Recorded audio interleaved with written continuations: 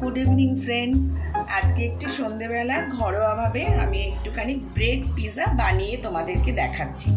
এই ব্রেড পিৎজাটা বানানোর জন্য আমার কি কি উপকরণ দরকার। আমি ব্রেড পিৎজাটার মধ্যে একটুখানি, যেহেতু আজকে আমি নিরামিষ ভেজ ব্রেড পিৎজা করছি, তার জন্য আমি অনিয়ন এখানে রাখিনি, পেঁয়াজের কোনো ব্যাপার নেই। আমি যেমন একটু পনির নিয়েছি, পনিরটাকে আমি কুক করে নেব। তার সঙ্গে এখানে আমি টমেটো কেচাপ নিয়েছি, এখানে আমি গোলমরিচের গুঁড়ো নিয়েছি, এখানে আমি হলুদ ক্যাপসিকাম নিয়েছি, এখানে আমি গ্রিন ক্যাপসিকাম নিয়েছি। আচ্ছা, এর সাথে আমি যেগুলো এর পরবর্তী পর্যায়ে আমি যেভাবে করছি তোমাদেরকে স্টেপ বাই স্টেপ দেখাচ্ছি। আগে আমি এই যে পনিরটাকে আমি একটুখানি কুক করে নিচ্ছি। এবার পনিরটা কিভাবে করছি, একটুখানি কড়াইতে আমি সাদা তেল দিয়েছি, একদম অল্প পরিমাণে একটুখানি সাদা তেল দিলাম। এইবার সাদা তেলটা যেই একটু গরম হয়ে আসবে, দেখতেই পাচ্ছ খুব অল্প পরিমাণে আমি কিন্তু কড়াইতে সাদা তেল দিয়েছি। এবার তেলটা একটু গরম হয়ে এলেই আমি পনিরটা কড়াইয়ের মধ্যে দিয়ে দেব। আচ্ছা, এবার আমি একে একে পনিরটাকে কড়াইয়ের মধ্যে দিয়ে দিলাম, হাতের সাহায্যে দিয়ে দিচ্ছি।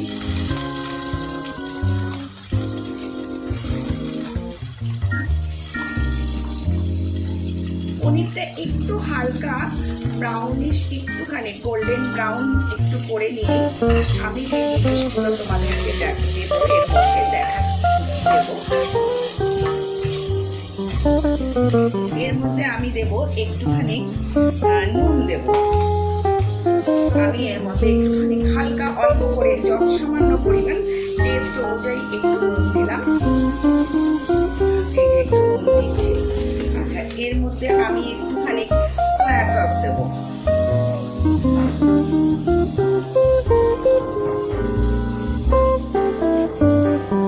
আচ্ছা, এর মধ্যে আমি একটু সয়া সস অ্যাড করলাম। আচ্ছা, তারপর আমি যেটা অ্যাড করলাম সেটা হচ্ছে একটুখানি এটা চিলি সস ফার্স্টে দিলাম, এবার আমি সয়া সস অ্যাড করলাম। আচ্ছা, এবার আমি দিচ্ছি একটু টমেটো সস, এই যে। আচ্ছা, এবার আমি ওপর থেকে অল্প একটু পরিমাণে গোলমরিচের গুঁড়ো ছিটিয়ে দিলাম, দিয়ে আমি এটাকে একটু বয়েল করে নিলাম। পনিরটাকে একদম হালকাভাবে একটুখানি করে নিলাম। পনিরটা যেই হয়ে গেল, মোটামুটি পনিরটা আমার কমপ্লিট। এর মধ্যে আর কিছুই যাবে না, সেটা বুঝতেই পারছো, কারণ আজকে কোনো পিৎজাতে চিকেন বা অন্য কিছুই দেওয়ার নেই। আর সব থেকে বড় কথা, আজকে আমরা যেহেতু ভেজ খাই, তার জন্য আমরা অন্য কিছুই আজকে দিতে পারছি না। এবার আমি দেখো, এবার মেন যে উপকরণটা সেটা হচ্ছে ব্রেড। আমি 4টে ব্রেডকে সুন্দর করে সাজিয়ে নিয়েছি। এইবার আমি ব্রেডটাকে দিয়ে কিভাবে করছি সেটা তোমাদের সাথে শেয়ার করছি।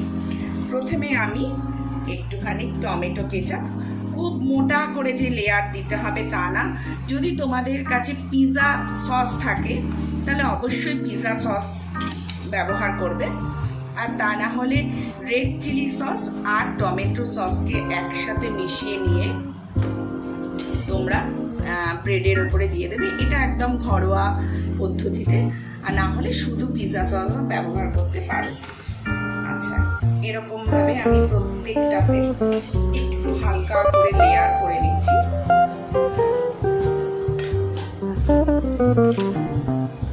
যত সামান্য দিয়ে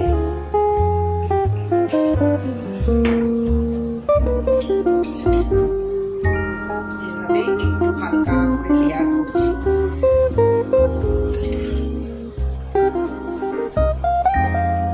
কোটিংটা আমার কমপ্লিট হয়ে গেল, কোট করা।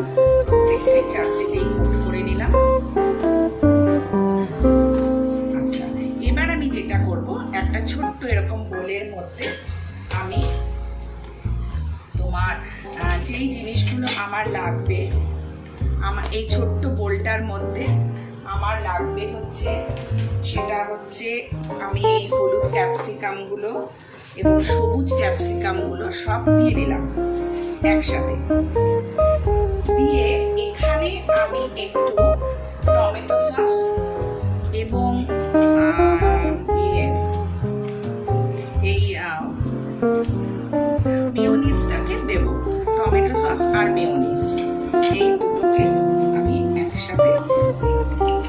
এবার মিক্সড করব। মেয়োনিজটা ইচ্ছে করলে তোমরা উপর থেকেও দিতে পারো, কিন্তু আমি এভাবে দিলাম, এটা সম্পূর্ণ আমার আইডিয়া অনুযায়ী দিচ্ছি। এবার আমি এই দুটোকে এরকম করে মাখিয়ে নিলাম। এখানে কোনো অনিয়ন বা কিছুই নেই, পেঁয়াজও নেই, টমেটো আমি দিইনি। আমি যেটুকু জিনিস ইনগ্রেডিয়েন্টস উপস্থিত ছিল আমি সেটুকু দিয়েই করেছি। এর মধ্যে আমি একটু হালকা করে মানে একটুখানি এই যে 1 চিমটে মতন একটু নুন এবং একটু গোলমরিচ এখানে আমি অ্যাড করলাম, দিয়ে এটাকে আমি ভালো করে মাখিয়ে নিলাম। এবার আমি নিয়ে এলাম সেই ব্রেডগুলো। এবার আমি হচ্ছে সুন্দর করে সাজানোর পালা।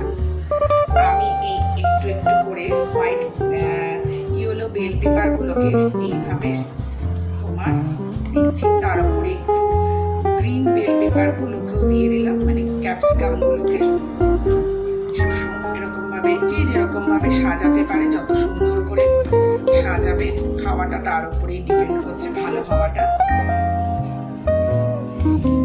এটা একদম ঘরোয়া পদ্ধতিতে করা, এটা একদম সাধারণ একটা চিন্তা ভাবনায় দাঁড় করানো। হঠাৎ করে মনে হলে বাড়ির ছোট বাচ্চাদের স্কুলে টিফিনের জন্য, এবং যেহেতু ঘরোয়া পদ্ধতিতে হয় ওই জন্য যথেষ্ট এটা হাইজেনিকই, বাচ্চারা খেলেও কোনো ক্ষতি হবে না।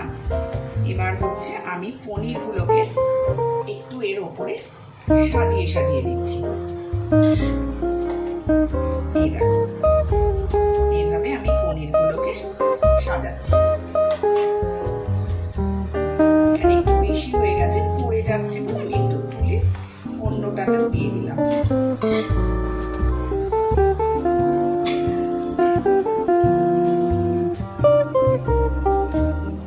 আরো একটা কথা বলে রাখি, তোমরা যখন এই টমেটো সসটাকে দিয়ে যখন ব্রেডটার উপরে দিলে, ইচ্ছে করলে তোমরা স্লাইস চিজও এর উপরে বসাতে পারো, এটা সম্পূর্ণ নিজের ব্যাপার।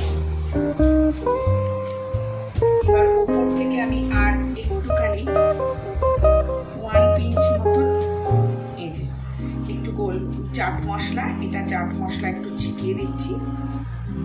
আচ্ছা, এবার আমি আর একটু ঝালের তো একটু ফ্লেভার দরকারই পড়ে, এর জন্য আমি একটু গোলমরিচের গুঁড়ো, সেটাও খুব কম পরিমাণে, যাতে বেশি ঝাঁঝালো না হয়ে যায়, সেই জন্য একটু জাস্ট একটা টেস্ট, একটা ফ্লেভার সব কিছুই মেনটেন করে খাবারটা রেডি করতে হয়, এইভাবে দিলাম। এবার আমি মজেরেলা চিজটা উপর থেকে তোমার ছড়িয়ে দেবো। দেওয়ার পরে পরবর্তী স্টেপটা আবার দেখাচ্ছি। আচ্ছা, এবার নেক্সট স্টেপ যেটা করছি, আমি একটু অরিগ্যানো দিচ্ছি, অল্প করে একটু অরিগ্যানো দিলাম। এটা পিজার জন্য ভীষণ ভালো একটা, মানে একটা ফ্লেভারটা আসে পিজার, অ্যাকচুয়ালি ভালো লাগবে খেতে। একটু ঝালের জন্য একটুখানি চিলি ফ্লেক্স দিচ্ছি। বাড়িতে বাচ্চা কাচ্চা যদি থাকে, বাচ্চাদের জন্য ইচ্ছে করলে স্কিপ করেও যেতে পারো, গোলমরিচের গুঁড়োটাতে এনাফ হয়ে যাবে।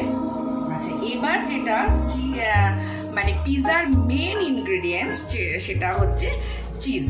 আমার কাছে যেহেতু গ্রেট করা চিজটা ছিল অ্যাভেলেবেল, আমি গ্রেট করা চিজটা দিয়েছি।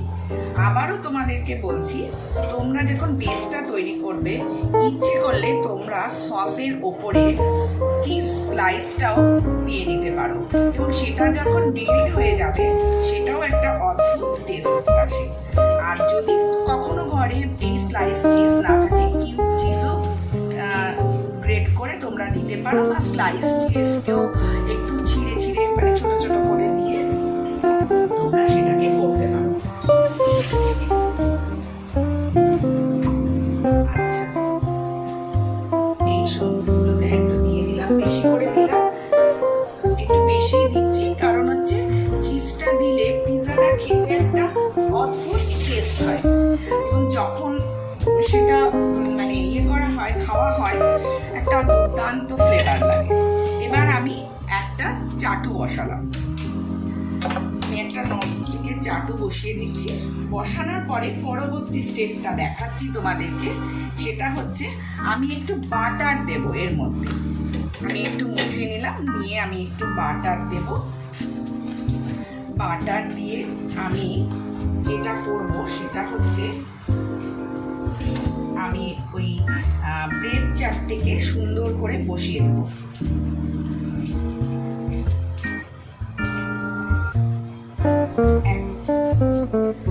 আমি একটু বাটার দিয়ে দিলাম। তোমরা জানো যে পিৎজা যখন কোথাও যদি বানিয়ে যদি কোথাও করা দেখে থাকো, তাহলে দেখবে বাটার দিয়ে ওটার ওপরে একটা আগুনের ফ্লেম টাইপের তোলা হয়, তাহলে বাটারের ফ্লেভারটাও চলে আসে। আচ্ছা, এবার আমি বাটারটাকে একটু চাটুটার মধ্যে মেল্ট করে নিচ্ছি। এবার আমি আস্তে আস্তে করে চাটুটাকেই খুব সাবধানে আমি বসিয়ে দেব। যদি চাটুতে বসিয়ে দিলে ধরো চারটে একসাথে তোমাদের না ধরে, ছোট ননস্টিকের প্যানও যদি হয়, তোমরা দুটো দুটো করেও আস্তে আস্তে করতে পারো, সেটা কোনো ব্যাপার না। সেটা যেরকম ইউটেন্সিল আছে তার উপরে ডিপেন্ড করছে। এই যে আমি বসিয়ে দিলাম।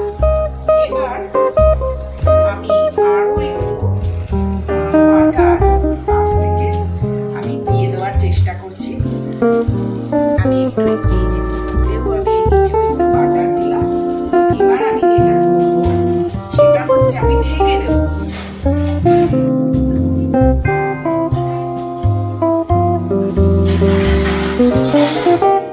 এবার দেখলে আমি চারটেকে বসিয়ে দিলাম, দিয়ে একটু মিনিটের জন্য আমি একটু ঢেকে দিলাম এবং ফ্লেমটা একদম সিম করে দিয়েছি, কমিয়ে দিয়েছি।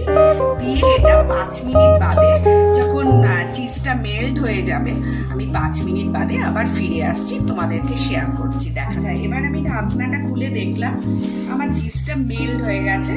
এবার আমার এটা খাওয়ার জন্য রেডি।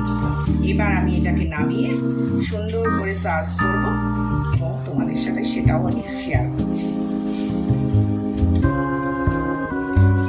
একদমই রেডি আমার ব্রেড পিৎজাটা। তোমাদের ভালো লাগলে আমার এই চ্যানেলটা সাবস্ক্রাইব করো, লাইক করো ও শেয়ার করো। এবং আমার রিকোয়েস্ট, ছোট ছোট বাড়ির বাচ্চাদের জন্য এবং বড়দের জন্য এটা বানিয়ে দিও। স্বাস্থ্যকর জিনিস এবং খাওয়ার জন্য যথেষ্ট উপযোগী একটি জিনিস। নামানোর সময় একটু সাবধানে নামাতেই হবে। যথেষ্ট স্বাস্থ্যকর এবং হাইজিনিক জিনিস। সম্পূর্ণ ইনগ্রিডিয়েন্টসগুলো তুমি ঘরে নিজের মতন করে তৈরি করে নিতে পারবে। অবশ্যই আমার চ্যানেলটাকে ভালো লাগলে লাইক, শেয়ার এবং সাবস্ক্রাইব করো। এবং দেখো আমি আমার খাবারটি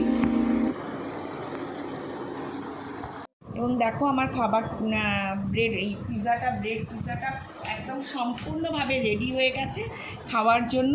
তোমরাও ঠিক এরকম করেই একদম সহজ ঘরোয়া পদ্ধতিতে বানিয়ে ফেলো ব্রেড পিৎজা। আর আমার চ্যানেলটা ভালো লাগলে অবশ্যই সাবস্ক্রাইব করো, লাইক করো, শেয়ার করো। আজকের মতন টাটা, গুড ইভিনিং।